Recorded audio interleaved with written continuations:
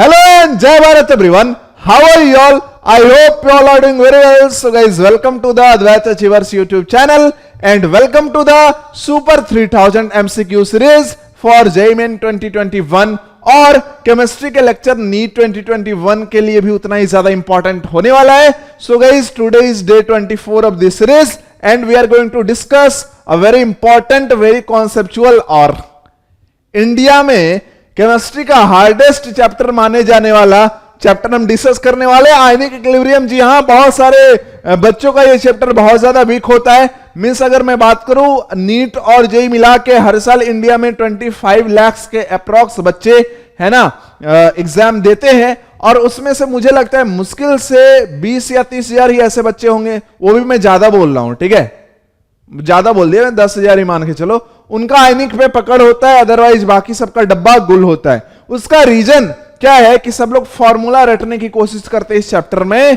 कि भाई फॉर्मूला रट लेंगे तो आसानी से बना देंगे क्वेश्चन को. लेकिन ये जो चैप्टर है इसका नेचर को समझो, कॉन्सेप्चुअल चैप्टर है.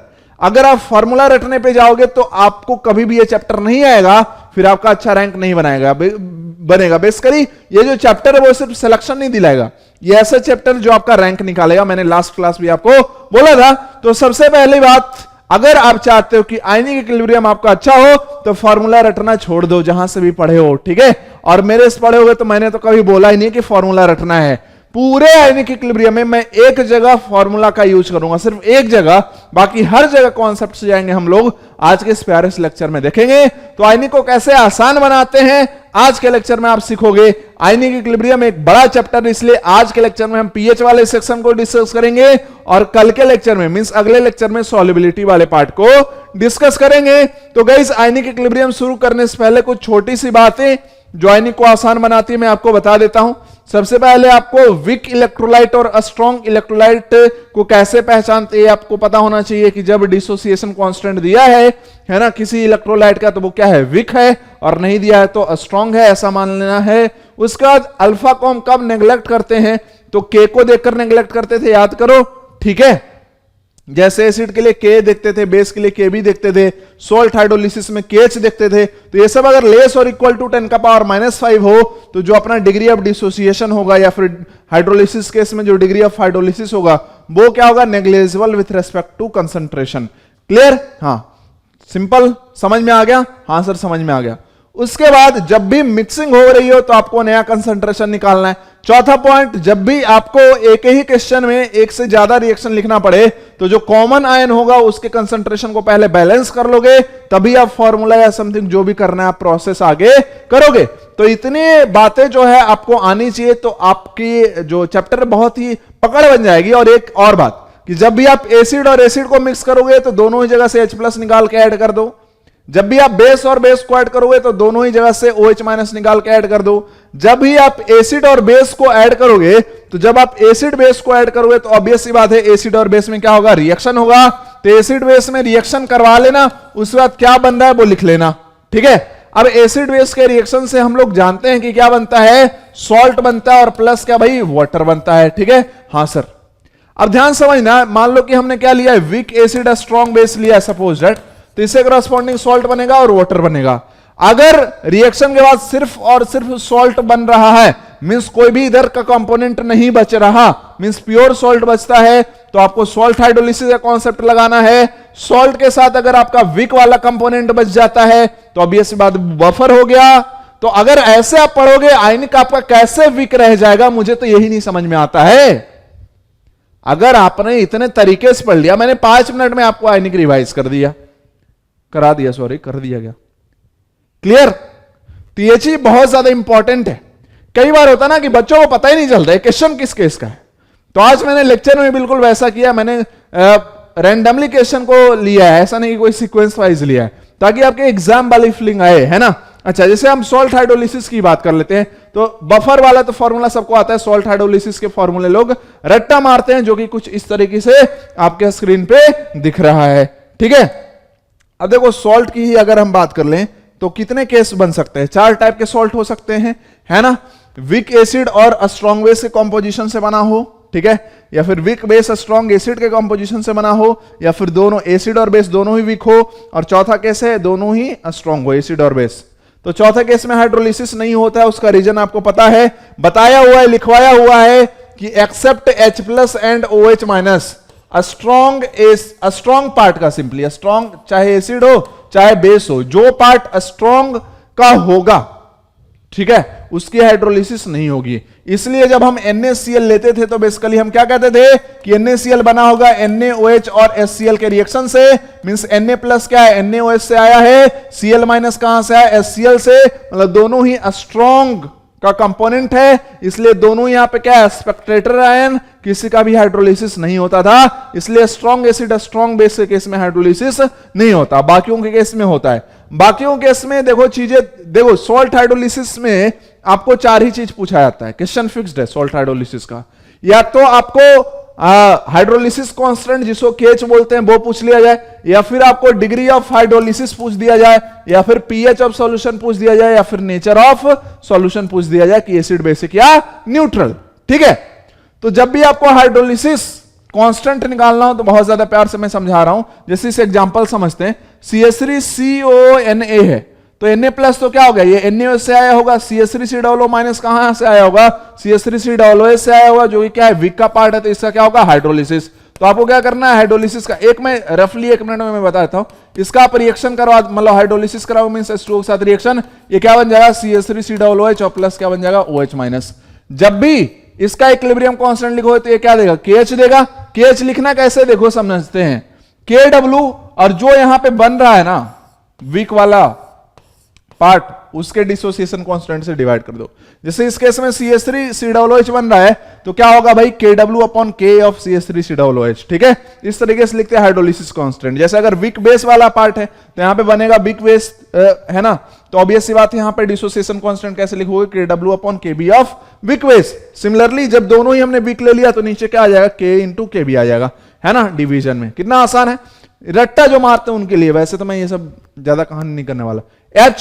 H कैसे याद रखते हैं वो भी देखो, रूट अंडर, ऊपर हमेशा KW रहेगा, नीचे 2 टर्म रहेगा। अगर वीक एसिड है तो डिवाइड करोगे K से और एक टर्म में कंसंट्रेशन रहेगा, ठीक है। हाँ, किसका कंसंट्रेशन है क्वेश्चन में हम देखेंगे, ठीक है। वीक बेस लिया है तो डिवाइड करेंगे नीचे KB से और एक कंसंट्रेशन रहेगा।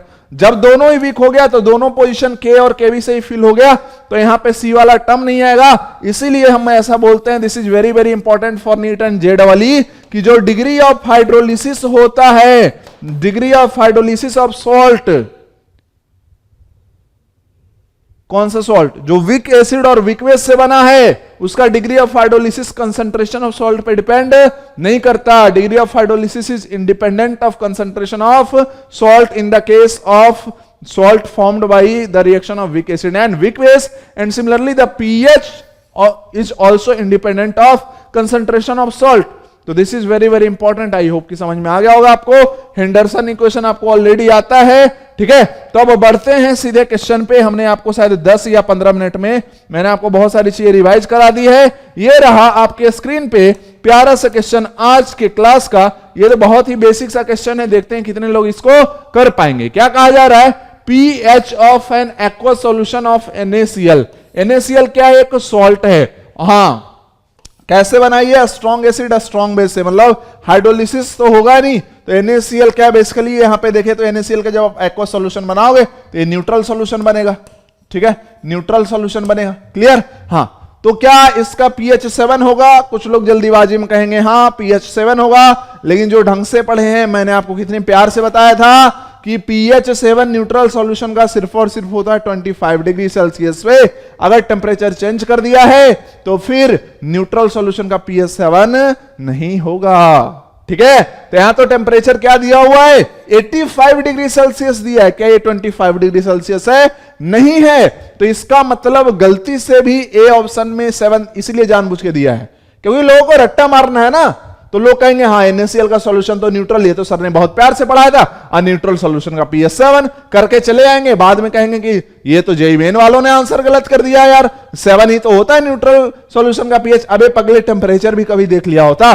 तो बेसिकली अगर हम देखें तो टेम्परेचर बढ़ाया गया है, 25 डिग्री सेल्सियस से बढ़ाया गया है। याद करो जब हम टेम्परेचर बढ़ाते हैं तो क्या KW बढ़ता था? याद करो यार, H2O का डिसोसिएशन मैंने बताया था। H2O लिक्विड डिसोसिएट करेगा, बनाएगा H+ aqueous and OH minus aqueous, and this reaction is endothermic because this is dissociation of water.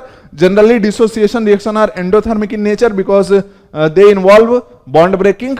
So guys, जैसे आप टेम्परेचर बढ़ाओगे तो अकॉर्डिंग टू LCP रिएक्शन उसको घटाना चाहेगा, घटाने के लिए किधर शिफ्ट होगा, घटाने के लिए ध्यान समझते हैं, घटाने के लिए उधर शिफ्ट होगा जिधर हीट कंज्यूम हो रहा हो, मींस एंडोथर्मिक डायरेक्शन में शिफ्ट होगा। तो जब आप टेम्परेचर बढ़ाते हो तो रिएक्शन किधर शिफ्ट होगा, ये फॉरवर्ड डायरेक्शन में शिफ्ट होगा। फॉरवर्ड डायरेक्शन में शिफ्ट होगा तो H प्लस कंसंट्रेशन भी बढ़ेगा, OH माइनस कंसंट्रेशन भी बढ़ेगा। तो KW क्या होता है, KW होता था H plus concentration into OH minus concentration, ये भी बढ़ रहा है, ये भी बढ़ रहा है, तो क्या KW बढ़ेगा। तो जब आप टेम्परेचर बढ़ा देते हो तो KW क्या होता है, बढ़ता है। पहला कॉन्सेप्ट। दूसरा कॉन्सेप्ट ध्यान समझते हैं, जब H प्लस कंसंट्रेशन बढ़ गया तो pH क्या होगा, कम होगा। मतलब अगर हम देखें 25 डिग्री सेल्सियस पे, तो 25 डिग्री सेल्सियस पे वाटर के है ना ऑटो आयनाइजेशन से H प्लस कंसंट्रेशन 10⁻⁷ मोलर मिलता था, और यहां पे जो प्योर वाटर का pH होता था वो 7 होता था। लेकिन जैसे हमने टेम्परेचर बढ़ा दिया तो H प्लस का जो कंसंट्रेशन है वो क्या होगा, ग्रेटर देन 10⁻⁷ मोलर होगा, और pH क्या होगा, लेस देन 7 होगा। समझ में आता है। H प्लस तो बढ़ेगा भाई, H प्लस कंसंट्रेशन बढ़ेगा, pH क्या होगा, घटेगा। सॉल्यूशन अभी भी न्यूट्रल रहेगा। कुछ लोग ये मत बोलना कि सर pH लेस देन 7, तो आपने ही तो बताया था एसिडिक सॉल्यूशन, भाई वो 25 डिग्री सेल्सियस पे है। तो अभी क्या होगा, pH of solution will be less than 7, less than 7। Neutral या अभी भी NaCl का सॉल्यूशन, लेकिन अब जो न्यूट्रल पॉइंट आएगा वो pH इक्वल टू 7 पे नहीं आएगा, उससे कम पे आएगा। फॉर एग्जाम्पल आपको याद हो तो मैंने कराया था कि KW is equal to 10⁻⁻12 at 55 degree Celsius. तो इस टेम्परेचर पे देखें ना तो pH 6 होगा न्यूट्रल पॉइंट, ना कि 7। क्लियर। तो आई होप कि ये कॉन्सेप्ट आपको अच्छे से क्लियर है। सॉल्ट जब भी देखो तो एक बार सॉल्ट हाइड्रोलिसिस का सोचो, लेकिन ये तो स्ट्रॉन्ग एसिड स्ट्रॉन्ग बेस का सॉल्ट है तो हाइड्रोलिसिस नहीं होगा। नेक्स्ट नेक्स्ट, वेरी इंपॉर्टेंट, मजा आ जाएगा यार। मैं आपको गारंटी दे सकता हूं कि ऐसा क्लास जो मैं आज करवाने वाला हूं और जो मैं कल करवाने वाला हूं आयनिक में, क्रैश कोर्स में, बहुत रेयर आपको मिलने वाला है। ठीक है, ध्यान समझना, हर एक टॉपिक कवर करूंगा, इतने डीप में कवर करूंगा कि कहोगे मजा आ गया। लेकिन एक ही काम करना है, आपको वीडियो को देखना पड़ेगा और वो आपकी चॉइस है। ठीक है, मैं तो बस आपकी भलाई के लिए बोल रहा हूं, आपकी चॉइस है, आप देखो नहीं देखो, है ना, आपका फ्यूचर है। चलो, the degree of hydrolysis of a salt of weak acid and weak base. मतलब जो सॉल्ट बना है वो किससे बना है, weak acid and weak base से बना है। In its 0.1 m solution is found to be 50%। मतलब जो सॉल्ट है उसका जो कंसंट्रेशन दिया वो 0.1 मोलर है। ठीक है, तो degree of hydrolysis of salt कितना है भाई, 50% है। If the molarity of the solution is 0.2 molar. तो अब देखो ध्यान से, मोलैरिटी जो सॉल्ट है उसको क्या कर दिया, चेंज करके 0.2 मोलर कर दिया। The percentage hydrolysis of the salt should be. तो परसेंटेज हाइड्रोलिसिस ऑफ सॉल्ट क्या होगा, कुछ लोग सोचेंगे ये डबल होगा, भाई सॉल्ट डबल हो गया, हाइड्रोलिसिस भी डबल हो जाएगा। ठीक है, या आधा हो जाएगा, ये तो सोच सकते हो ना, या तो डबल हो गया तो आधा होगा। तो इसका डबल करो तो 100% भी ऑप्शन में दिया है, इसका आधा करो तो 25% भी ऑप्शन में दिया है। अब दोनों में से कोई भी आप लगा लो, दोनों ही गलत है। रीजन क्या है, अभी हमने प्यार से समझाया है कि जब भी हम बात करते हैं वैसे सॉल्ट की जो वीक एसिड और वीक बेस के रिएक्शन से बना है, तो ऐसे सॉल्ट का pH हो, डिग्री ऑफ हाइड्रोलिसिस हो, it is independent of concentration, it is independent of concentration of salt. हाँ या ना सर, हाँ सर, क्लियर। तो भाई तुम कंसंट्रेशन कितना भी गुना कर दो, डिग्री ऑफ हाइड्रोलिसिस क्या रहेगा, सेम ही रहेगा।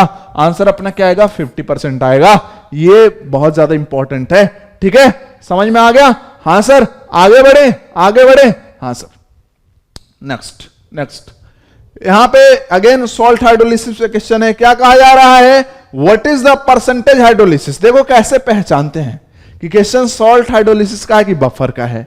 नीट हो और जेडबल मेन हो, जो बोल रहा हूं वो सुनना, नीट हो और जेडबल मेन हो, तो वहां पे तो साफ आपको वर्ड दिख जाएगा हाइड्रोलिसिस।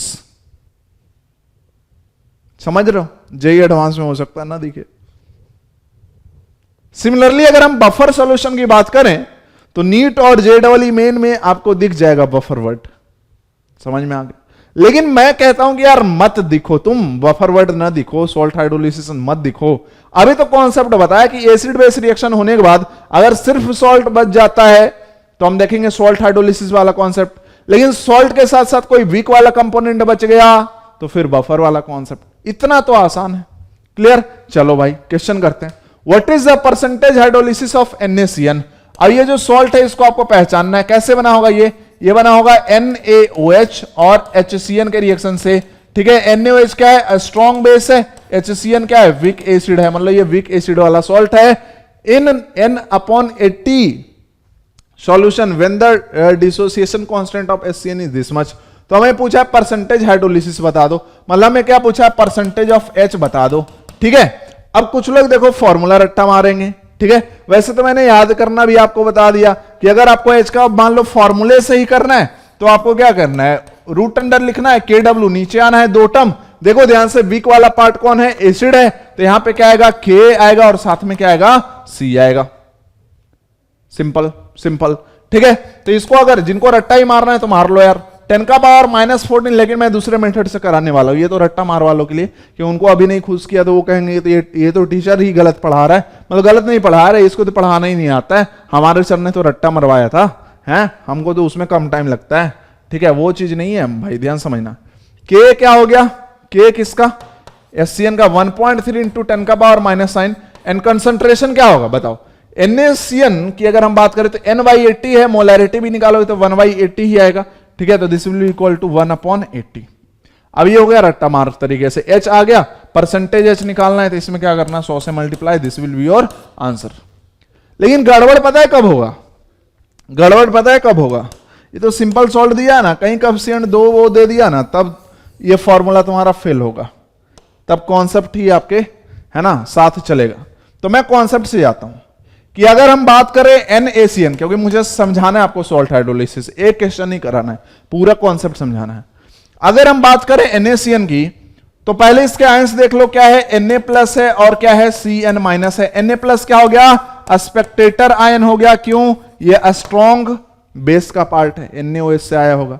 तो हाइड्रोलिसिस किसका होगा? Cn- का। याद आ रहा है? जो रेगुलर बच्चे होंगे मेरे उनको याद आ रहा होगा, सर ऐसे बिल्कुल आपने क्लास में कराया था। Cn- का हाइड्रोलिसिस होगा। हाइड्रोलिसिस का रिएक्शन लिख दो, क्या बन जाएगा? ये बन जाएगा भाई HCN और प्लस क्या बन जाएगा? OH-। ठीक है, अब इस रिएक्शन के लिए अगर देखेगी एट T = 0 तो Cn- कंसंट्रेशन कितना होगा बताओ? जितना NaCN का कंसंट्रेशन हो चुकी, all the salts are a strong electrolyte except sparingly soluble salt. Clear? हाँ, तो ये तो वो नहीं है। चलो, T = 0 की अगर हम बात कर ले, ध्यान समझते हैं, तो Cn- का कंसंट्रेशन उतना ही होगा जितना ही सॉल्ट का है। मोलैरिटी हमेशा लिखना। ठीक है, तो ये क्या हो जाएगा? 1/80 मोलर हो जाएगा। ठीक है ना? उस टाइम ये तो बना नहीं है, ये तो बना नहीं है ना? अब जब सॉल्ट हाइड्रोलिसिस हो जाएगा, इक्विलिब्रियम पे होगा कहानी, तो 1/80 मान लेते हैं कि x मोलर इसका घट गया। चूंकि ये रिएक्शन देखे तो क्या है? ये बैलेंस है ऑलरेडी। ठीक है, तो ये बनेगा अपना x मोलर और ये भी क्या बनेगा? x मोलर बनेगा। बात समझ में आता है? अब इस रिएक्शन के लिए अगर इक्विलिब्रियम कांस्टेंट लिखे, जिसको हम क्या बोलेंगे? Hydrolysis constant. चूंकि ये रिएक्शन क्या है?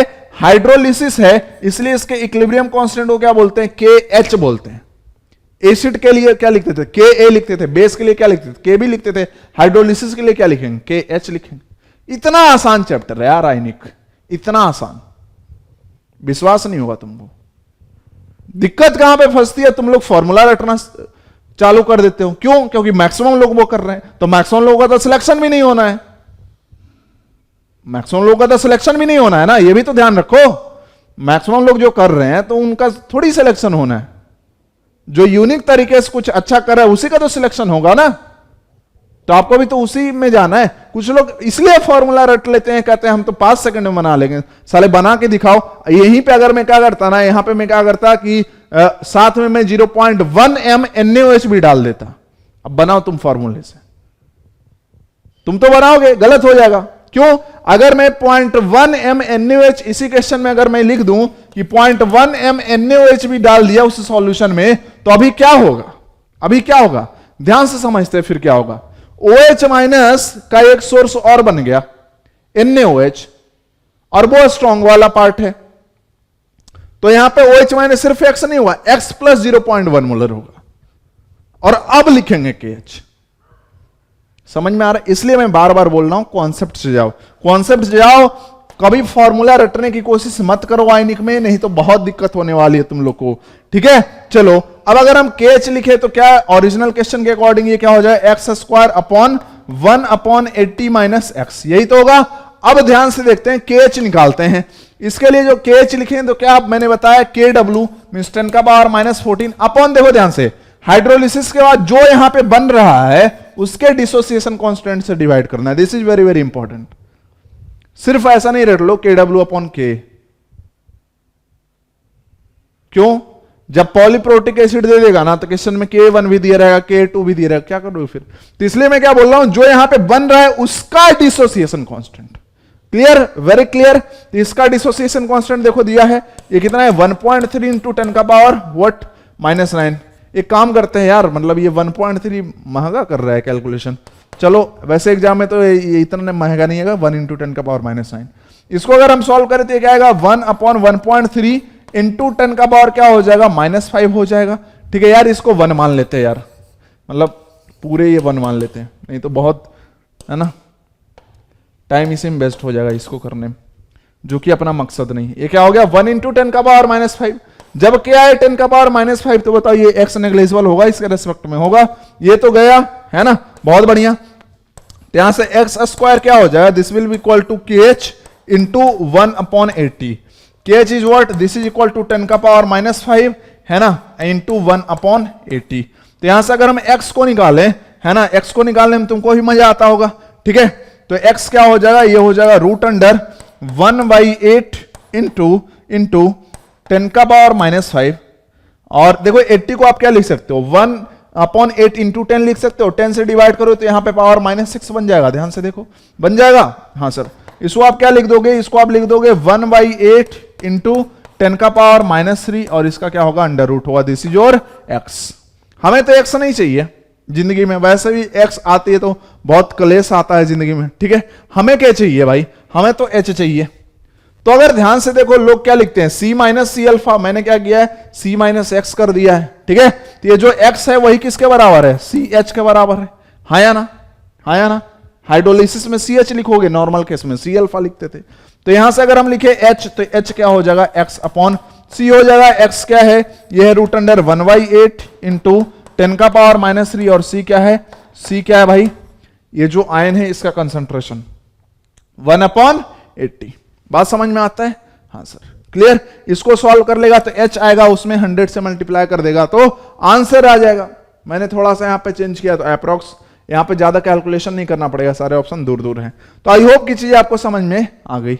आगे बढ़े, नेक्स्ट की अगर हम बात करें तो this is the question on buffer solution. ठीक है, चलो यहां पे तो मैंने टॉपिक लिख दिया है, लेकिन मेरा मकसद वो था ही नहीं। मेरा मकसद देखो अभी आपको समझाना है कि कैसे सिर्फ एसिड बेस दिया, मैंने कुछ भी दे दिया है नहीं, मैं आपको बस जो मैंने पॉइंट्स बताया उसको आपको सोचना है। ठीक है, देखो if 40 ml of 0.2 m KOH, बहुत बढ़िया बात, एक तो ये हो गया, is added to 160 ml of 0.1 m HCOOH है ना, the pOH of resulting solution. अब आपको पहचानना है, ध्यान से समझेंगे, अब आपको पहचानना है कि KOH क्या है, स्ट्रॉन्ग बेस है, HCOOH क्या है, वीक एसिड। देखो इसके लिए Ka दिया हुआ है, ये क्या है, वीक एसिड। तो जब आप एसिड बेस को ऐड करोगे तो सर ने क्या बोला था, रिएक्शन होगा। तो जो रिएक्शन होगा उसको लिख डालो, कोई टेंशन है तुमको नहीं sir. KOH plus KOH plus है ना, HCOOH है ना, ये आपका क्या बना देगा, ये आपका बना देगा HCOOH और प्लस क्या बन जाएगा, वाटर बन जाएगा। तो दिस इज योर सॉल्ट है ना। नाउ ऐसे रिएक्शन जब हो तो सॉल्ट हाइड्रोलिसिस में आपको इक्विवेलेंट से चले जाना, मिली इक्विवेलेंट निकाल लो। तो अगर हम मिली इक्विवेलेंट एट T = 0 निकाले तो KOH का कितना हो जाएगा, 40 ml इंटू 0.2 मोलर है, इसको नॉर्मेलिटी में कन्वर्ट करना पड़ेगा। ठीक है, तभी तो भाई मिली इक्विवेलेंट क्या आएगा, मिली इक्विवेलेंट क्या होगा भाई, नॉर्मेलिटी क्या होता है, नॉर्मेलिटी क्या होता है भाई, gram equivalent upon volume in litre. तो मिली इक्विवेलेंट क्या होगा, N इंटू V इन मिली लीटर। ये सब फॉर्मूला तो याद होना चाहिए, मुझे समझाने की जरूरत नहीं है। तो इसका N फैक्टर 1 है, तो नॉर्मेलिटी क्या होता है, molarity into N factor means normality equal to molarity हो गया, N फैक्टर क्या है 1 है। तो 40 इंटू 0.2 ये क्या हो गया, 8 हो गया। HCOOH की भी बात करें, इसका भी एन फैक्टर 1 है, molarity equal to normality 0.1 into 160, ठीक है, ये क्या हो गया 16 हो गया, उस टाइम ये नहीं बना था, इसकी तो ये वो भी नहीं बना था। अब यहां पे हुआ कंप्लीट रिएक्शन, तब जब होगा अपना कंप्लीट रिएक्शन, ध्यान दियो फटाफट, है ना, हमेशा एक तो न्यूट्रलाइजेशन रिएक्शन, एक बात मैं और बता दूं, बहुत लोग गलती करते हैं, न्यूट्रलाइजेशन रिएक्शन इरिवर्सिबल लिखना है, फास्ट रिएक्शन होता है।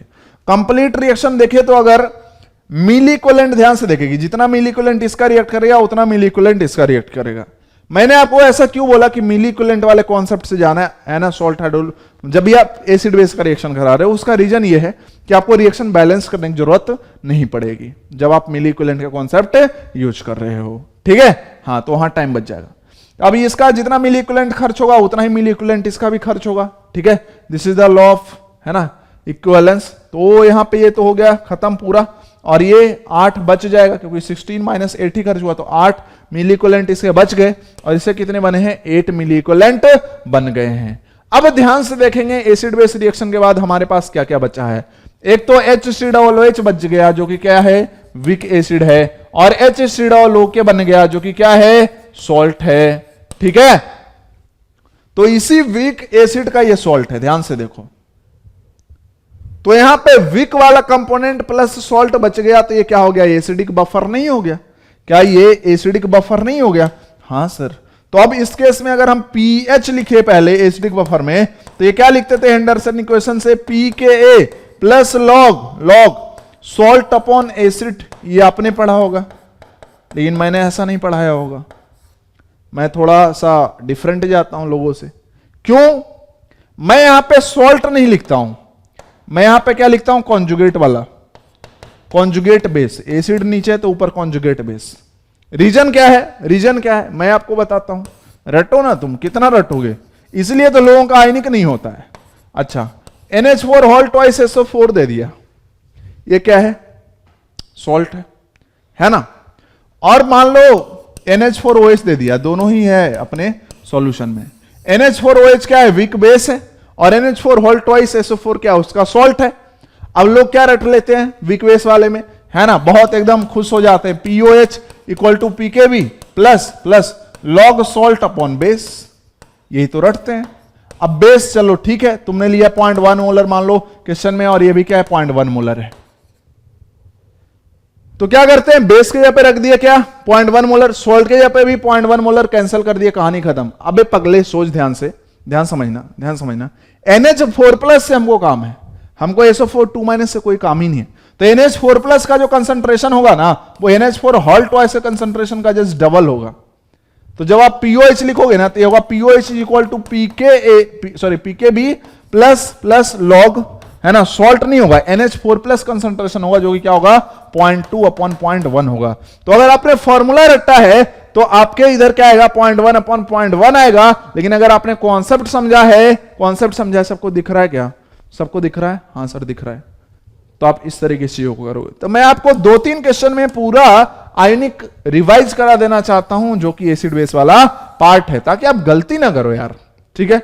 आपको रैंकर बनना है ना, बाकी लोगों की तरह भीड़ नहीं जुटानी, आपको भीड़ से अलग होना है, तो भीड़ से अलग के तरीके से भी आपको पढ़ना पड़ेगा, ठीक है। चलो भाई बात कर लेते हैं। अब पीके कितना हो जाएगा, देखो ये क्या होगा, माइनस लॉग के, मतलब क्या होगा 4 minus log 2, this is equal to what 4 minus log 2 plus log conjugate base HCOOH क्या होगा SCO माइनस, ठीक है। तो इसका कंसंट्रेशन उतना ही होगा जितना क्या होगा इस सॉल्ट का होगा। अब कंसंट्रेशन भी निकालने की जरूरत नहीं है, क्यों जरूरत नहीं है, चूंकि रेशियो में दोनों के लिए मिली इक्विवेलेंट भी यूज कर लोगे तो भी काम चल जाए। भाई कंसंट्रेशन आप कैसे निकालोगे, मिली इक्विवेलेंट और मिली मोल क्या होगा बराबर होगा, चूंकि n फैक्टर 1 है इस सब्सटेंस का, है ना, इस सब्सटेंस का भी n फैक्टर 1 है। तो मिली मोल अपन वॉल्यूम करोगे तो इसका कंसंट्रेशन आएगा मिली मोल अपन वॉल्यूम, तो सेम है, सॉल्यूशन तो एक ही है, ठीक है। तो इसका मतलब क्या है कि जब भी आपको बफर की बात करें तो हमेशा कंसंट्रेशन निकालो, कोई जरूरी नहीं है, दोनों का बस सेम यूनिट होना चाहिए। जैसे milli mole of this upon milli mole of this, milli equivalent of this upon milli equivalent of this, तो भी काम चल जाएगा। कॉन्जुगेट बेस 8, एसिड कितना बच गया 8, ये गया, ठीक है। बहुत बढ़िया। तो log 1 तो 0 हो जाएगा, तो pH क्या आ गया 4 माइनस log 2, मतलब 4 माइनस log 2 क्या होता है 0.3010, मतलब क्या हो गया 3.7। This is your pH, this is your pH। ऐसा नहीं कि ऑप्शन बी कर देना, होता है यार, इसलिए मैंने क्या लिखा है क्वेश्चन में पीओएच निकालो। तो अभी कुछ नहीं बोला, 25 डिग्री सेल्सियस मानेंगे, pH plus pOH this is equal to 14। तो यहां से पीओएच क्या आ जाएगा, ये आएगा 14 माइनस पीएच, मतलब 14 minus 3.7, this will be equal to 10.3। This is your correct answer which is in the option D. Clear, clear, हाँ या ना, हाँ या ना, हाँ सर समझ में आ गया, बात एकदम सर आपने पते की है। क्लियर, आगे बढ़ू तो देखो यहां पे कहीं बफर बोला नहीं था क्वेश्चन में, ये तो टॉपिक मैंने ऊपर लिख दिया ना, क्वेश्चन में थोड़ी बोला कहीं बफर, लेकिन हमें रिएक्शन करवाने के बाद पता चल गया कि बफर है। इसी क्वेश्चन को मान लो अगर सॉल्ट हाइड्रोलिसिस सॉल्व करवाना होता, देखो कैसे, एक ही क्वेश्चन, आयनिक इसलिए तो इंपॉर्टेंट है, आयनिक में एक ही क्वेश्चन को बस वैल्यू चेंज करके दूसरे कॉन्सेप्ट पे ले जाया जा सकता है। कैसे, अगर इसका 80 ले लेता, 80 ml ले लेता ना, तो फिर ये सॉल्ट हाइड्रोलिसिस का क्वेश्चन हो जाता। कैसे, कैसे, फिर 80 इंटू 0.1 करते ये भी क्या होता, 8 होता, दोनों बराबर, खत्म। ये कितना बनता है, 8 बनता। अब ये सॉल्ट बन गया। अब सॉल्ट में देखें तो ये क्या है, HCOO, सॉरी HCOO माइनस और K प्लस है। HCOO माइनस कहां से आया होगा, विक एसिड के पार्ट से आया होगा, मतलब विक एसिड से आया होगा। तो ये क्या है, विक एसिड वाला पार्ट है, तो इसका क्या हो जाएगा, हाइड्रोलिसिस हो जाएगा। K प्लस क्या होगा, KOH से आया होगा, स्पेक्टेटर आयन, तो फिर सॉल्ट हाइड्रोलिसिस से क्वेश्चन सॉल्व होता। बस इसी क्वेश्चन में बस मैं यहां पे 80 कर दूं ना, 80, तो यही क्वेश्चन कहां चला जाएगा, सॉल्ट हाइड्रोलिसिस पे। लोग समझ ही नहीं पा रहे कि आयनिक को कैसे पढ़ना है, पर रट्टा मारे पड़े हैं, फैकल्टी भी, ये लो बेटा रट लो। हम तो ऐसे फॉर्मूले तुम्हें बता देंगे, है ना, कि कोटा वाले टीचर काहे बताएंगे, दिल्ली वाले टीचर काहे बताएंगे, हैदराबाद वाले टीचर काहे बताएंगे, अच्छे टीचर है वो काहे बताएंगे। तुम तो एनसीईआरटी में जो फॉर्मूला लिखा उसको रट लो, रटो, तुम इधर ही घूमते पाए जाओगे, फिर बोलोगे कि हम तो एवरेज बच्चे थे। एवरेज कोई होता नहीं है, खुद बन जाता है, समझो मेरी बात को।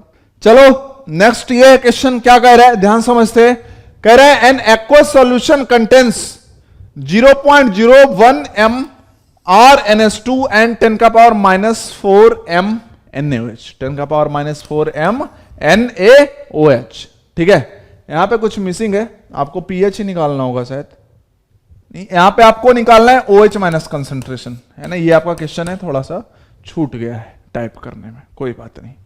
ठीक है, समझते हैं। अब RNS2 को देखा, क्या है ये, बेस है, क्यों, K भी दिया है, कैसा बेस, विक बेस है, ये क्या हो गया, विक बेस। और ध्यान से समझना, जब भी आपका ना अमीन वाले बेस आ जाए तो ध्यान समझना कॉन्सेप्ट क्या होता है। ऐसे बेस में आपको OH माइनस दिखेगा ही नहीं, तो ऐसे बेस का जब भी आप डिसोसिएशन लिखना चाहते हो ना, तो इसका रिएक्शन विद वाटर करोगे तभी आएगा आपका डिसोसिएशन, मींस इसका Kb डिफाइन तब होगा। तो विद H2O आपको रिएक्शन लिखना पड़ेगा जिस बेस में OH माइनस ना दिखता है तो। ठीक है, अच्छा तो लिख दो फिर रिएक्शन, है ना, RNS2, कॉन्सेप्ट नोट कर लिया सबने कि जिस बेस में OH माइनस ना दिखे उसका Kb लिखने के लिए इस बेस का रिएक्शन H2O के साथ लिख दो, RNS2 प्लस H2O। ये क्या करेगा, बेस है, नाइट्रोजन यहां पर लोन पेयर देगा, H प्लस खींचेगा, H plus acceptor, this is Bronsted base, तो this becomes RNS3 plus OH minus at T equal to 0।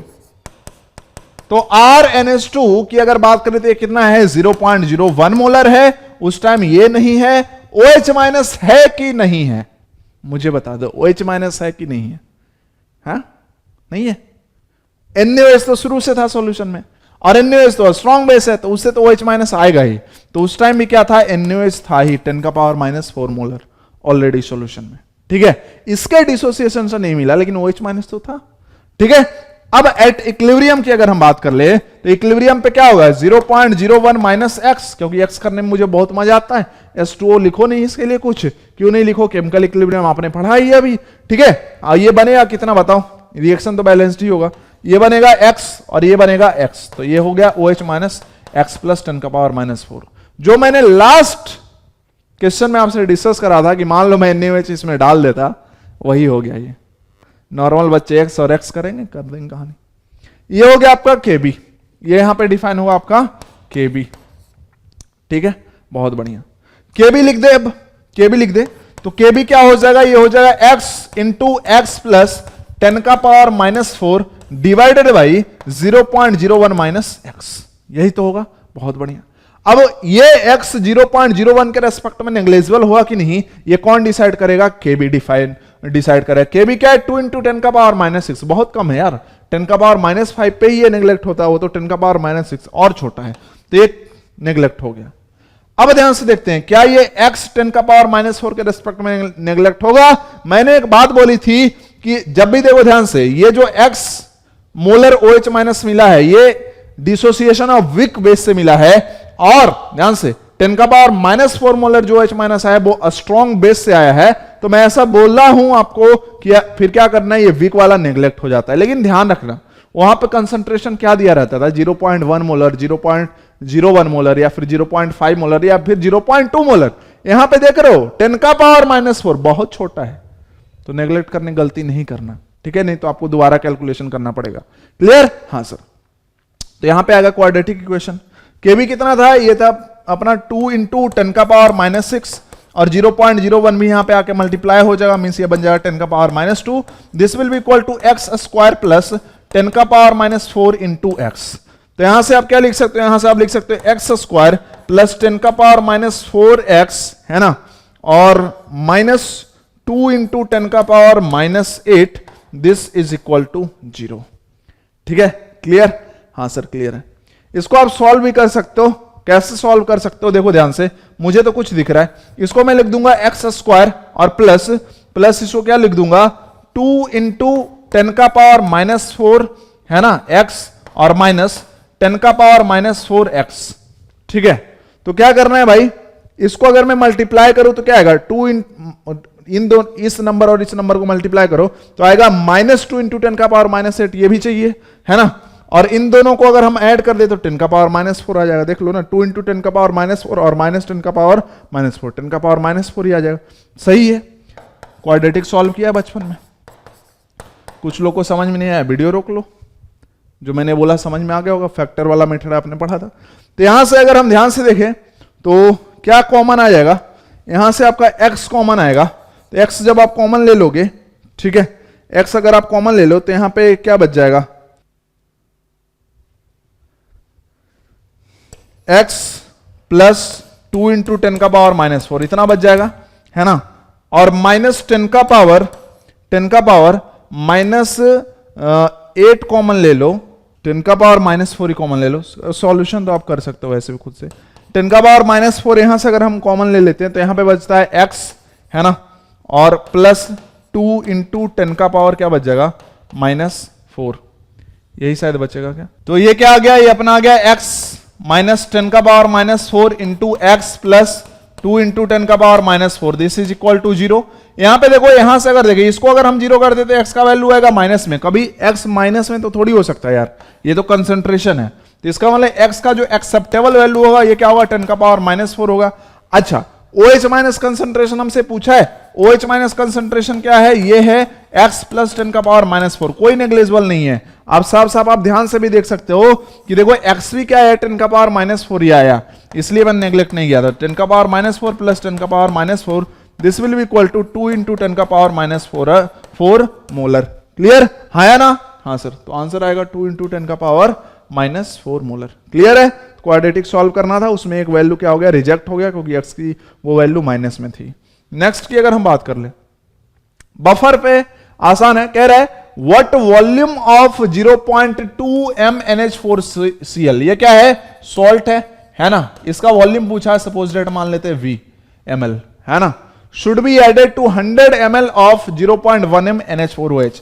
यहां पे क्या है भाई, 100 ml 0.1 m NH4OH सॉल्यूशन है। इसमें कह रहा है कि कितना ml ऐड करें, किसको, 0.2 m NH4Cl को, to produce a buffer solution of pH 8.7, ताकि pH क्या हो सॉल्यूशन का, 8.7 हो। पता है, मैं अगर क्वेश्चन सेटर होता तो मैं ये बफर गायब कर देता, to produce a solution of pH इतना, बस मैं इतना लिखता, बाकी आप लोग कर लो, है ना, ऐसा मैं बोलता। ठीक है, ये तो फिर भी जेई मेन और नीट में आने वाले क्वेश्चन ऐसे आसान होते हैं, वैसे अभी तक पूछा नहीं गया लेकिन ऐसे ही क्वेश्चन आते हैं, ये तो ट्रेंड है आयनिक का। ठीक है, अगर मैं ध्यान से देखूं तो NH4OH, अगर वो वर्ड नहीं यूज किया रहता तो NH4OH क्या है, विक्वेस है। NH4 प्लस इसमें मुझे कॉन्जुगेट एसिड मिल गया, मींस विक्वेस प्लस कॉन्जुगेट एसिड क्या बना देगा, बेसिक बफर बना देगा। तो बेसिक बफर के लिए क्या हमने ऐसा पढ़ा है, POH this is equal to PKB plus log, आपने पढ़ा होगा सॉल्ट, लेकिन मैंने क्या बताया है, कॉन्जुगेट एसिड अपॉन बेस। तुम आप जहां सॉल्ट लिखते थे ना वहां पे बस कॉन्जुगेट एसिड लिख लो, सिंपल। ठीक है, नो PKB तो हमें दिया ही है, ये क्या अपना 4.7 है, plus log conjugate acid, conjugate acid means NH4 plus. Suppose that हमने VML NH4Cl का ऐड किया था, तो फिर मिलीमोल ऑफ NH4Cl कितना था, मिलीमोल ऑफ NH4Cl बताओ। तो ये था V इंटू 0.2, और जितना NH4Cl का मिलीमोल उतना ही NH4 प्लस का मिलीमोल, कॉएफिशिएंट 1 है, सॉल्ट है, वो स्ट्रॉन्ग इलेक्ट्रोलाइट है। ठीक है, तो ये क्या हो जाएगा भाई, ये हो जाएगा 0.2 into V divided by base का भी मिलीमोल ही लिखना है, क्योंकि ऊपर मिलीमोल तो नीचे मिलीमोल, बेस का मिलीमोल 100 इंटू 0.1, ये क्या हो जाएगा 100 इंटू 0.1।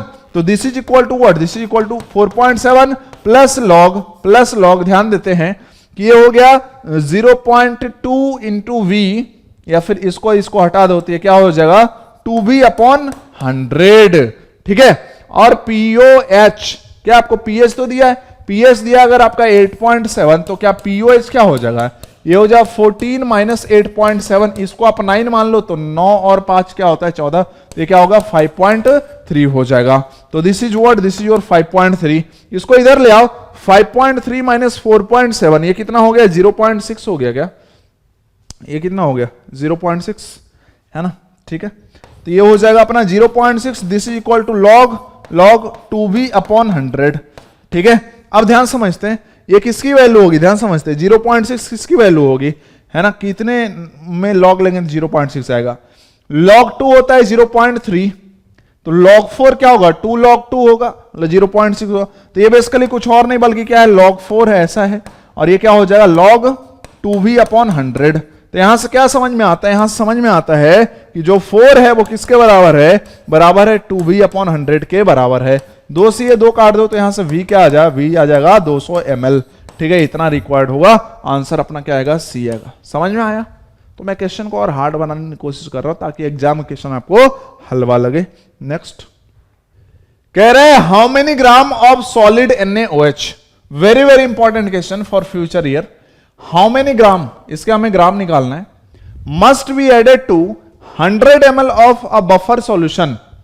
यहां पे एक बफर सॉल्यूशन है जिसका की वॉल्यूम क्या है 100 ml है ना, 100 ml of a buffer solution which is 0.1 mH with respect to HA and salt NaA, मतलब 0.1 m NaA भी है।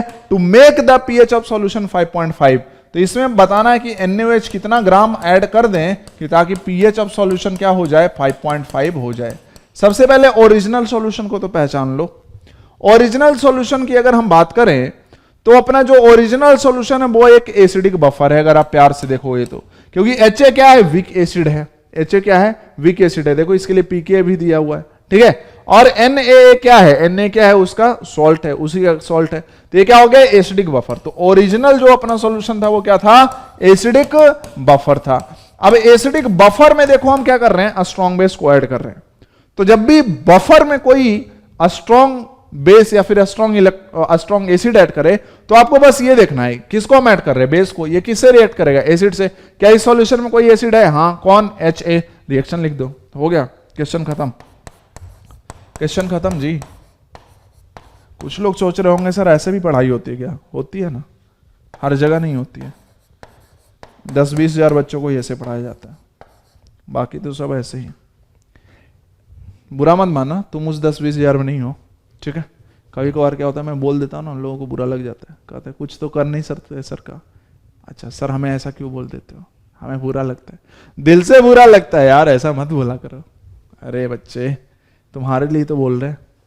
HA plus NaOH goes to this much at T equal to 0 अगर बात कर ले तो HA के बताना, HA के मिलीमोल कितने हो जाएंगे 100 इंटू 0.1 है ना, 100 ml इंटू 0.1, ये क्या हो जाएगा 10।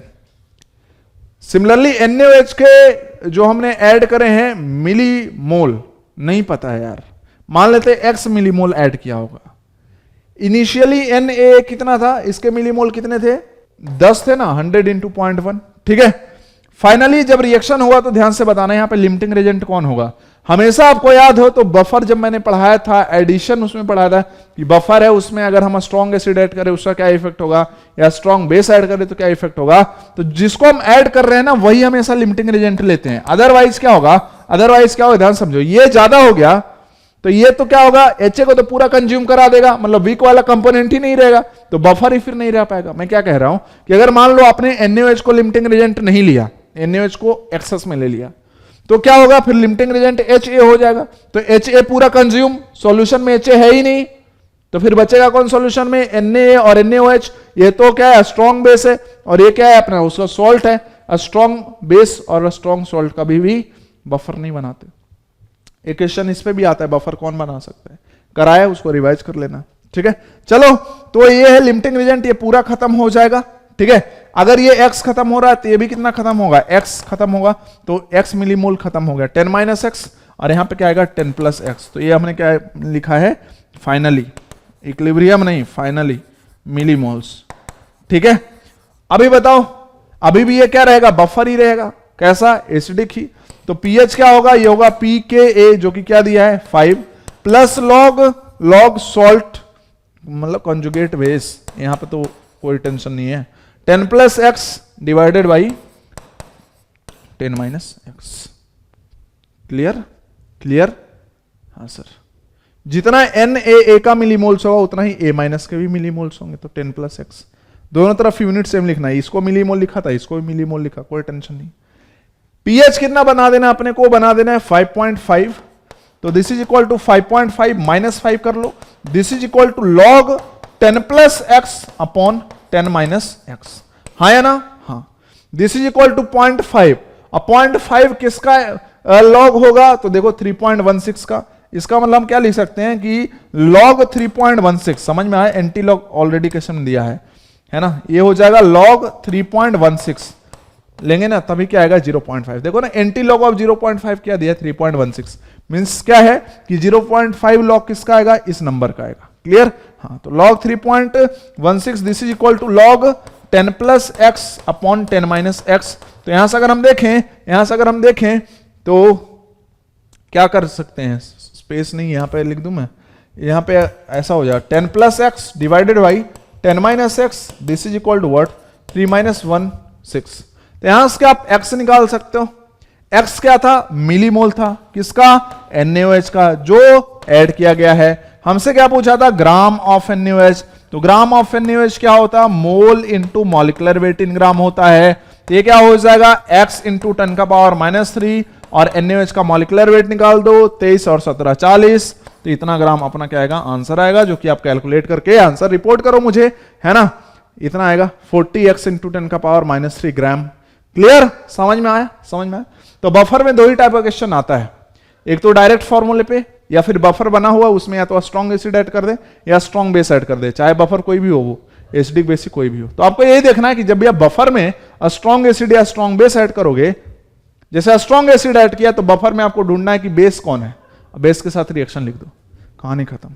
इसमें ऐसा भी पूछा जा सकता था कि बताओ pH बढ़ जाएगा कि घट जाएगा, तो ऑब्वियसली आपने क्या किया, NaOH को ऐड किया, जो कि क्या है, बेस है, क्या होगा, सॉरी, बढ़ेगा pH, क्योंकि सॉल्यूशन को बेसिक करता जाएगा। क्लियर, तो pH बढ़ेगा।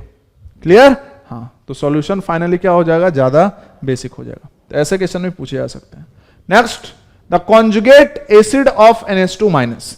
सबसे पहले एक बात बताना, कॉन्जुगेट एसिड इसका बताना है, याद करो ब्रॉन्स्टेड, याद है, एसिड में से एक H प्लस, बस एक H प्लस हटा दें तो क्या बन जाता था, बेस बन जाता था उसका, कॉन्जुगेट बेस जिसको हम बोलते थे। और इस बेस में अगर हम क्या करें, एक H प्लस ऐड कर दें तो क्या होगा, एसिड बन जाएगा, एक ही H प्लस बस। तो हम अपने पास क्या है, NH2 माइनस है, इसका हमें क्या बनाना है, एसिड बनाना है। क्या करेंगे, एक H प्लस ऐड कर देंगे तो ये क्या बन जाएगा, NH3 नहीं बन जाएगा, NH2 minus plus H plus क्या हो गया, NH3। तो this is your conjugate acid. I hope यहां तक आ गया। तो नेक्स्ट अब हम बात करने वाले पॉलीप्रोटिक एसिड के बारे में, जो कि जेई मेन में पूछा जाता है। ठीक है, ऐसा नहीं कि ये सिर्फ जेई एडवांस में आता है, जेई मेन उठा के देख लो पेपर 2018 ऑनलाइन, जो कि मतलब जेई के इतिहास में अगर ऑफलाइन पेपर की बात करें तो बहुत हार्ड पेपर था। उस साल जनरल के लिए कट ऑफ गया था शायद 75 जनरल के लिए, है ना, जेई मेन क्वालिफिकेशन के लिए, है ना, 75 कट ऑफ गया था 360 में। तो वो हार्डेस्ट टेस्ट पेपर आया था जेई में, ऑफलाइन एग्जाम की अगर बात करें तो उसमें भी ऐसा क्वेश्चन एक आया हुआ था। लोगों को क्या लगता है कि बहुत सारी चीजें एक मिथ है जो फैलाई हुई लोगों ने, एनसीईआरटी पढ़ लो हो जाएगा। अबे तुम अपने जमाने की बात कर रहे हो, कुछ नए जमाने में सोचो, चीजें चेंज हो रही है। एक मन में जो अवधारणा उसको लेके लोग बैठे हैं, गलत बात है ये। ठीक है, इसीलिए बहुत सारे लोग अभी फेलियर्स हो रहे हैं। चलो, calculate H plus concentration H2PO4 minus concentration HPO4 2 minus concentration and PO4 3 minus concentration in a 0.01 m solution of H3PO4. This is subjective type. Take K1 of H3PO4, this is equal to, इसको कर लेना 10 का power -5, calculation आसान होगा। इसमें एक चीज मैं और ऐड कर देता हूं कि H प्लस कंसेंट्रेशन तो निकालना ही है, साथ में आपको पीएच भी निकालना है इस सॉल्यूशन की। ठीक है, पीएच भी पूछा जा सकता है ना, कर लो ये क्वेश्चन, पॉलीप्रोटिक आपका हो जाएगा। ध्यान से देखते हैं। सबसे पहले अगर हम बात करें, लिया हमने H3PO4 जो कि क्या है, पॉलीप्रोटिक वीक एसिड है। ये आयोनाइज करेगा, एक H प्लस देगा और बचा हुआ क्या रहेगा। कुछ लोग को ये रिएक्शन लिखने में दिक्कत आता है, समझना, मैं हूं यहां पे, दिक्कत नहीं करना। एक H प्लस हटाया, बाकी काउंट करो, क्या बचा है H2PO4। इधर एक प्लस है तो इधर एक माइनस होना चाहिए, तभी तो दोनों तरफ चार्ज बराबर होगा 0। ठीक है, और इसके लिए क्या डिफाइन होगा, इसके लिए होगा Kb1 of H3PO4 define. Clear. अब ध्यान से देखते हैं कि एट t इक्वल टू 0 की अगर हम बात करें तो H3PO4 का कंसंट्रेशन कितना है, 0.01 मोलर है। ठीक है, उस टाइम ये 0 ये 0 है ना, होगा क्या इक्विलिब्रियम जब इसका आएगा कि 0.01 माइनस एक्स, ये बनेगा x मोलर, ये भी क्या बनेगा x मोलर। क्लियर है नाउ। अब ये जो H2PO4 माइनस है ना, वो भी क्या एक वीक एसिड है, इसलिए देखो K2 दिया है। तो ये फर्दर क्या करेगा, आयोनाइज करेगा, फर्दर आयोनाइज करेगा। H2PO4 माइनस आयोनाइज करेगा, ये क्या बना लेगा, एक H प्लस भगा दो पहले, फिर काउंट कर लो क्या हो गया, ये HPO4 हो गया। चार्ज कितना आएगा, तो इधर एक माइनस है तो राइट साइड में भी एक माइनस, तो इधर -2 होगा तो -2 + 1। ठीक है, ये चार्ज लिखने का तरीका है, सिंपल। अच्छा, इसका डायरेक्ट इक्विलिब्रियम लिखो। H2PO4 माइनस बना कितना था, x, इसमें से कितना ये डिसोसिएट हो गया, y, तो यहां से H प्लस कितना बनेगा, y मोलर, और ये भी क्या बनेगा, y मोलर। अभी भी कहानी आगे नहीं करना है, ये बस ये लिख लेना है कि इस रिएक्शन के लिए Kb2 ऑफ H3PO4 डिफाइन होगा। अब हम बात कर लेते हैं, ध्यान समझते हैं। ये जो HPO4 2 माइनस है, ये फर्दर डिसोसिएट होगा और क्या बनाएगा, HPO4 2 माइनस, एक H प्लस हटा दो और क्या बन जाएगा, PO4 3 माइनस बन जाएगा। Clear now. अब समझते हैं प्यार से बहुत ज्यादा कि ये बना कितना था भाई, y, इसमें से Z क्या कर गया, डिसोसिएट कर गया। यहां से H प्लस कंसंट्रेशन बना Z और ये भी सब्सटेंस बना Z मोलर। क्लियर है, क्लियर है। और इस रिएक्शन में क्या डिफाइन होगा, Kb3। कुछ लोग ये भी सोच सकते हैं कि सर Kb4 क्यों नहीं दिया, क्योंकि PO4 3 माइनस के पास अब H प्लस नहीं बचा है जिसको कि वो लॉस करे, मतलब वो अब एसिड की तरह बिहेव नहीं कर सकता। PO4 3 माइनस कभी भी ब्रॉन्स्टेड एसिड की तरह बिहेव नहीं कर सकता है, ये सिर्फ ब्रॉन्स्टेड बेस की तरह बिहेव कर सकता है। ये H प्लस एक्सेप्ट करके HPO4 2 माइनस बना सकता है। तो PO4 3 minus is a Brønsted base but it is not a Brønsted acid. ऐसे भी क्वेश्चन पूछे जाते हैं। Clear now. अब क्या करें, तो याद करो मैंने कुछ आपको बताया है कि जब भी आप एक से ज्यादा रिएक्शन लिखो एक क्वेश्चन में, तो पहले देखो कोई कॉमन आयन है तो उसका कंसंट्रेशन बैलेंस करो। H प्लस तो आपको साफ साफ दिख रहा है, यहां पे कॉमन आयन दिख ही रहा होगा। ठीक है, तो इसका कंसंट्रेशन बैलेंस करना है। कैसे हुआ बैलेंस, यहां पे Y प्लस जेड जोड़ दो, यहां पे X प्लस जेड जोड़ दो, यहां पे बाकी दोनों से जो आया H प्लस वो जोड़ दो, Y और X जोड़ दो। और कोई है H2PO4 माइनस, और ये डायगोनल वाला देखना हमेशा रहेगा, तो ये X माइनस वाई है तो यहां भी क्या होना चाहिए, X माइनस वाई होना चाहिए। HPO4 2 minus Y minus Z है तो ये क्या होना चाहिए, Y माइनस जेड। अब इसका डायगोनल कोई नहीं, अब हो गया खत्म। अब यूज कर दो आप सबके लिए Kb1 Kb2 का एक्सप्रेशन। तो Kb1 this is equal to what, this is equal to X plus Y minus z into X minus Y divided by 0.01 minus x.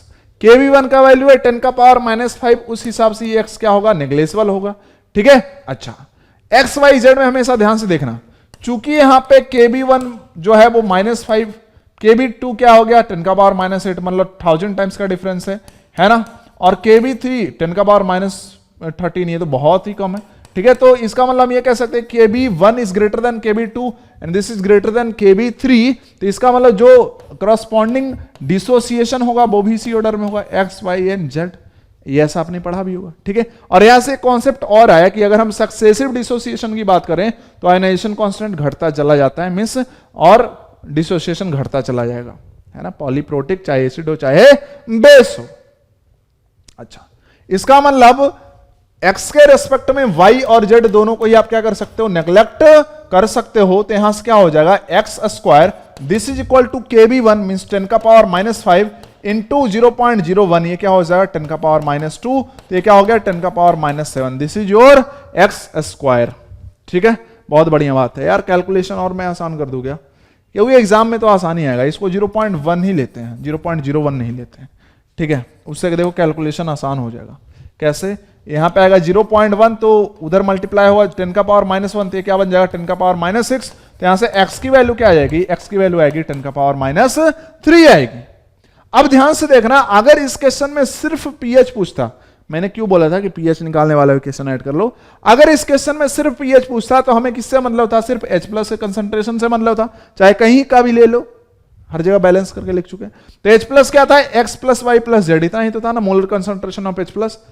लेकिन y और z तो क्या है, x के रेस्पेक्ट में नेग्लेजिबल है, y और z क्या है, जो y और z है वो x के रेस्पेक्ट में नेग्लेजिबल है। इसका मतलब जब हम H+ का molar concentration x + y + z लिख रहे हैं तो y and z is negligible with respect to x, तो this becomes what, this is equal to 10 का पावर -3 मोलर। तो यहां से हम साफ साफ देखें तो pH क्या आ जाएगा, pH 3 आ जाएगा, आंसर यहीं तक करना था।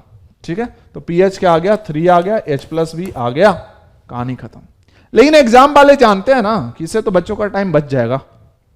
ठीक है, थोड़ा सा हार्ड बनाते हैं, वो पता है क्या पूछेंगे, एग्जाम में इतना तो नहीं दिया रहेगा, एक ही मतलब एक चीज पूछेगा, उसके 4 ऑप्शन, वो पूछेंगे आपसे PO4 3- का मोलर कंसंट्रेशन बताओ, क्योंकि अगर आपसे ये पूछ लिया तो आपको सारी कहानी करते हुए जाना पड़ेगा। ठीक है, तो आई होप उसको आप नोट कर चुके हो। तो मैं ये KB1 चूंकि मुझे स्पेस कम मिलेगा तो इसको मैं हटा देता हूं। ठीक है, जो हमारे काम की बात है वो मैं रखता हूं, इसको मैं हटा रहा हूं। अब मैं सेकेंड रिएक्शन के लिए KB2 यूज करूंगा। तो KB2 क्या हो जाए, ध्यान से देखो, सेकेंड रिएक्शन कौन है, ये येलो से लिखा हुआ है, ये हो जाएगा x + y + z into y - z divided by x - y। y is negligible with respect to x, z is negligible with respect to y, और x के रेस्पेक्ट में y और z दोनों ही क्या है, नेग्लेजिबल है। तो यहां से देखो तो x और x भी कैंसिल हो जाएगा, तो यहां पे y की वैल्यू किसके बराबर हो जाएगी, KB2 के बराबर हो जाएगी, मींस 10 का पावर -8 के बराबर हो जाएगा।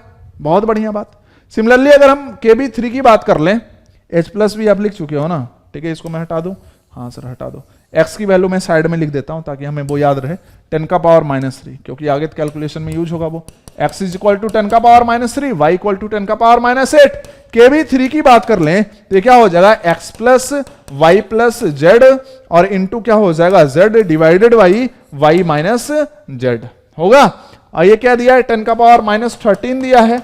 z is negligible with respect to y, y and z both are negligible with respect to x। तो यहां से अगर मुझे निकालना है z, तो ये क्या हो जाएगा, देखो ध्यान से डायरेक्टली लिख दो, क्योंकि ज्यादा तो टाइम रहेगा नहीं एग्जाम में। तो इसको आप लिख दोगे 10 का पावर -13 KB3 इंटू y की वैल्यू ऑलरेडी निकाल चुके हैं, 10 का पावर -8 अपॉन x, x क्या है 10 का power -3, this is your z। तो ये कितना हो गया, ध्यान समझो, 13 और 8 कितना हो गया, ये 21 और ऊपर जाएगा ये +3 बन जाएगा, तो कितना आ जाएगा 18, means z is equal to what, 10 का पावर -18। यही तो आया।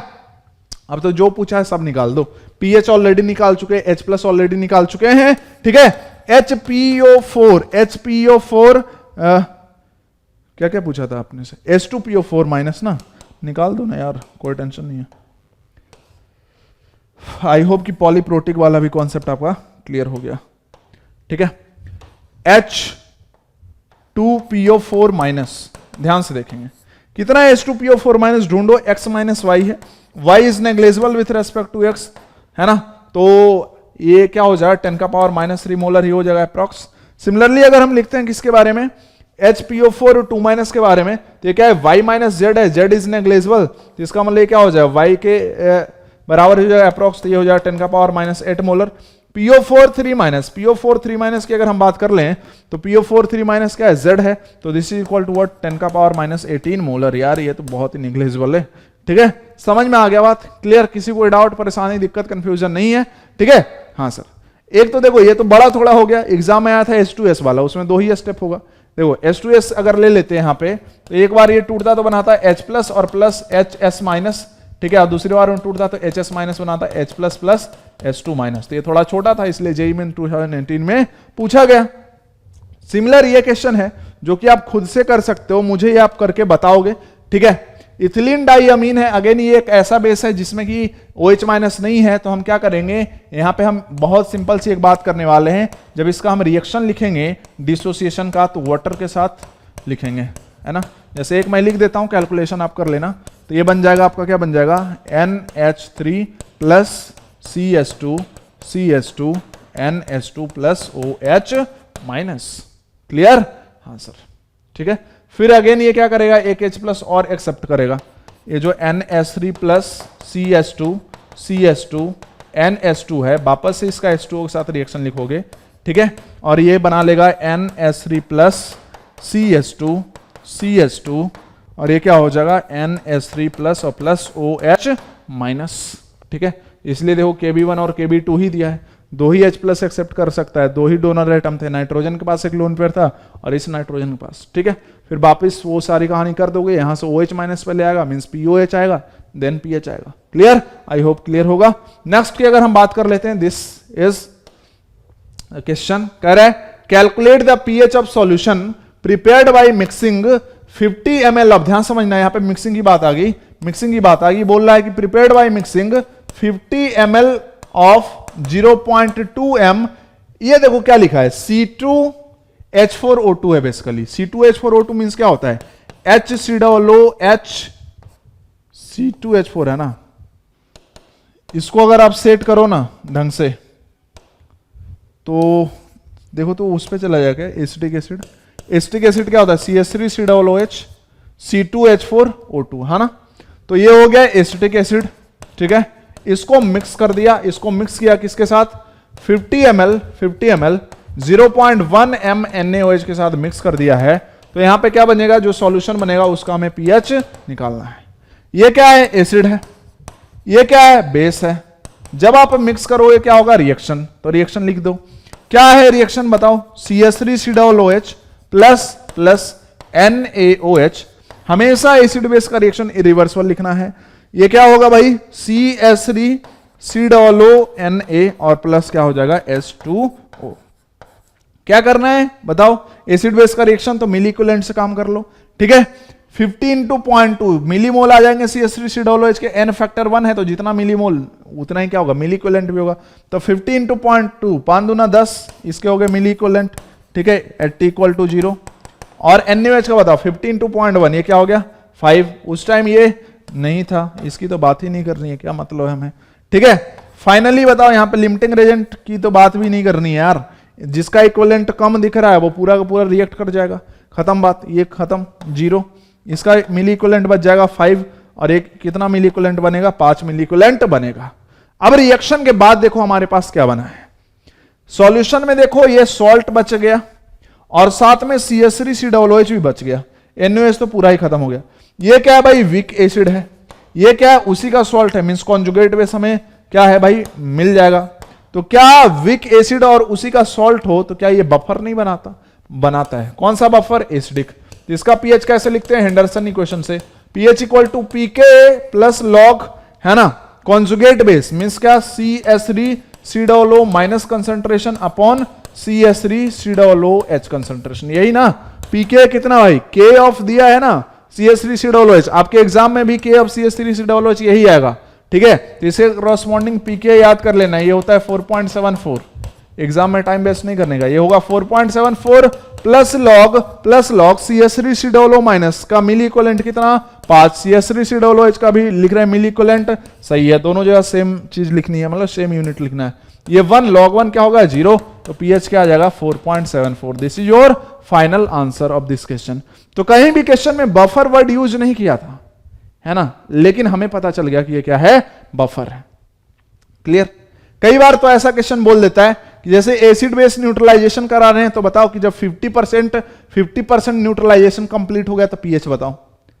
तो 50% जब न्यूट्रलाइजेशन कंप्लीट होगा, ध्यान समझना, वैसे भी कॉन्सेप्ट में आपको करा दूं ताकि आप कहीं से छूटो नहीं, कि जब एसिड और बेस रिएक्ट कर रहा है तो क्या बना रही है, सॉल्ट और प्लस वाटर बना रहा है। तो 50% न्यूट्रलाइजेशन हुआ, मतलब सॉल्ट तो कुछ ना बन चुका है, ये तो बचा है ना, सॉल्ट तो बन चुका है, 50% तो रिएक्शन हो चुका है। और साथ में आपका क्या है, एसिड भी 50% न्यूट्रलाइज हो गया होगा। मान लो यहां पे ले लेते हैं सपोज दैट वीक एसिड, और इसका स्ट्रॉन्ग बेस से न्यूट्रलाइजेशन कराते हैं, और आपसे बोला कि 50% जब हो गया न्यूट्रलाइजेशन तब बताओ क्या होगा पीएच। तो ये सॉल्ट बन चुका है, उसके बाद 50% न्यूट्रलाइजेशन हुआ, मतलब वीक एसिड भी प्रेजेंट है वहां पे, ठीक है। तो वीक एसिड होगा और उसका सॉल्ट हुआ तो क्या हो गया, एसिडिक बफर हो गया।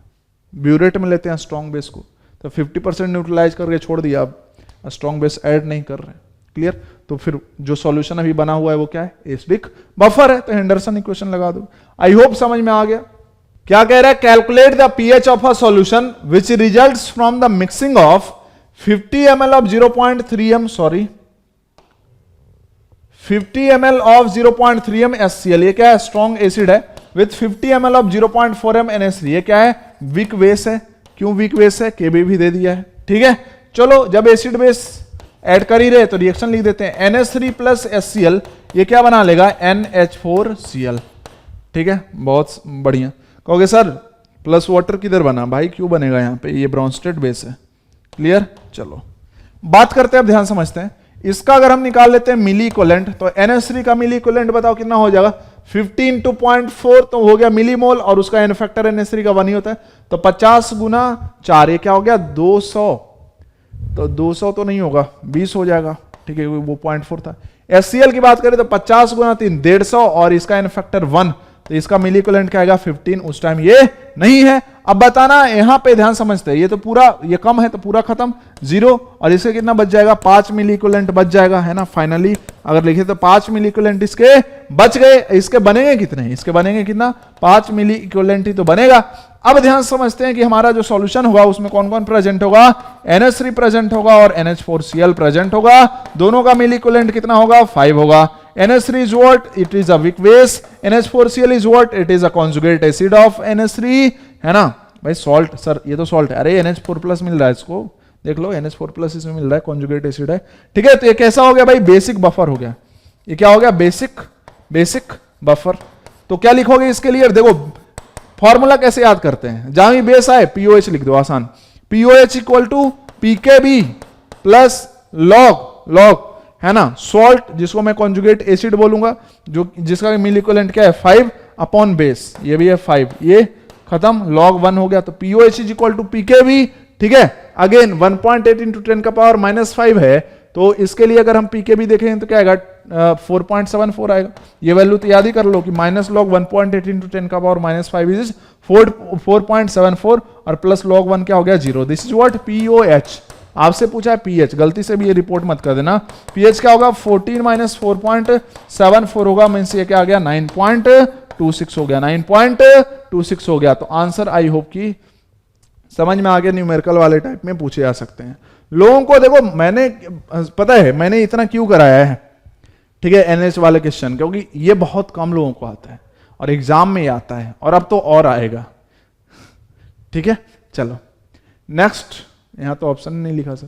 Calculate the percentage hydrolysis of a 0.06 m solution of KCN by concept. ध्यान से समझते हैं, करते हैं इसको। ये लास्ट क्वेश्चन होगा आज के क्लास का, ठीक है। हमें लेना है KCN का सॉल्ट हाइड्रोलिसिस कराना है।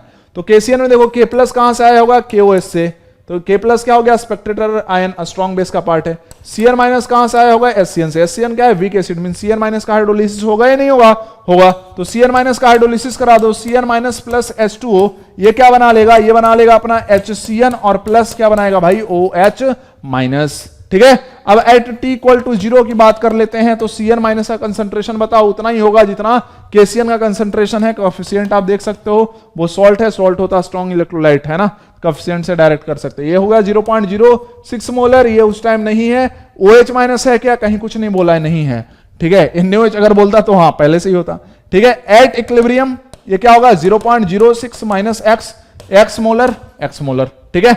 अच्छा, इसके लिए आप क्या डिफाइन करोगे, KH क्या हो जाएगा, ये हो जाएगा x square upon 0.06 minus x, ठीक है। अब KH को आप क्या लिखोगे, तो मैंने क्या बोला था, ट्रिक क्या था भाई, कि KW को डिवाइड कर देना है जो बन रहा है उसके डिसोसिएशन कांस्टेंट से, means dissociation constant of SCN से डिवाइड कर दो, तो K ऑफ SCN दिया हुआ है ना, ये होगा आपका हाइड्रोलिसिस कांस्टेंट, है ना। अब कैलकुलेशन कर लो, 10 का power minus 14 divided by 6 into 10 का पावर माइनस 10, इतना दिया है।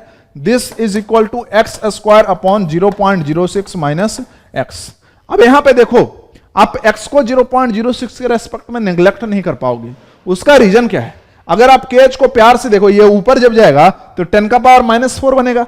अब फिर ये क्या हो जाएगा, ये हो जाएगा 1/6 इंटू 10 का पावर माइनस 4, जिसको कि आप सॉल्व करोगे तो साइंटिफिक नोटेशन लिखो तो ये क्या आएगा, हाँ कर सकते हैं यार, 10 का पावर माइनस 5 बन जाएगा, हाँ कर सकते हैं। 1/6 कर लो ना, तो ये कितना आ जाएगा, 6 से भाग दे दो 10 को, 6 कम 6 और 6 छक 36, है ना।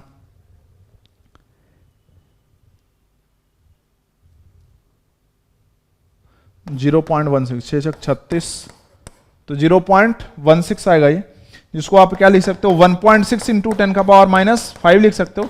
हाँ, तो x को आप नेग्लेक्ट कर सकते हो क्योंकि ये 10 का पावर माइनस 5 के ऑर्डर में आ गया साइंटिफिक नोटेशन में लिखने पे। तो ये क्या हो जाएगा, एक्स स्क्वायर डिवाइडेड बाई 0.06, तो यहां से एक्स स्क्वायर क्या हो गया, ये हो गया 1.6 इंटू 0.06 इंटू 10 का पावर माइनस 5, इतना आ गया। बहुत बढ़िया बात। तो यहां से क्या आप x की वैल्यू निकाल दोगे, ऑब्वियसली निकाल दोगे।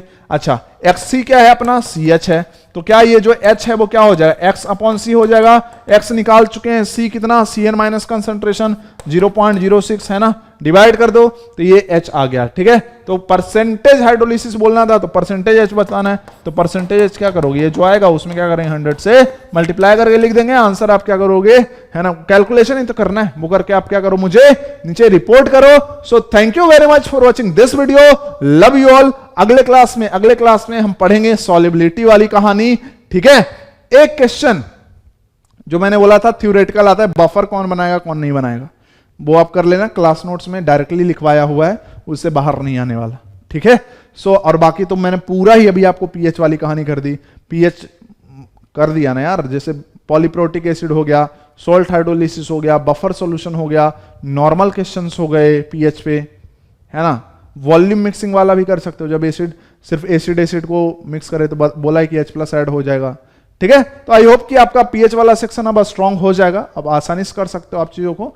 और सबसे ज्यादा क्वेश्चन होता है लोगों को पीएच वाले सेक्शन में ये NH वाले क्वेश्चन जो आते हैं ना, NH3 NH2 ये सब वाले में, तो वो भी मैंने आपको करा दिया है। सिंपल सी बात है, एक बात लिखना कि जिस बेस में OH- ना दिखे उसका डिसोसिएशन कैसे लिखते हैं, वाटर के साथ रिएक्शन करने के बाद, तभी उसका के भी डिफाइन होगा, ठीक है। So thank you very much for watching this video, love you all.